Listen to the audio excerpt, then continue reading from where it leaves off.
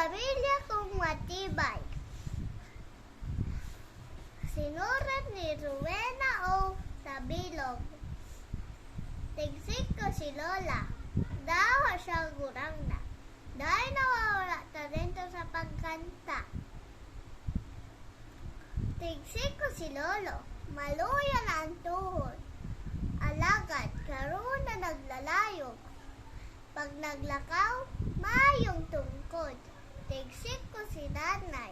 Kapag ako napupukaw, abagang pimi nakaantabay. Kulugbot ko tulos na uumay. Tigsik ko si Tatay.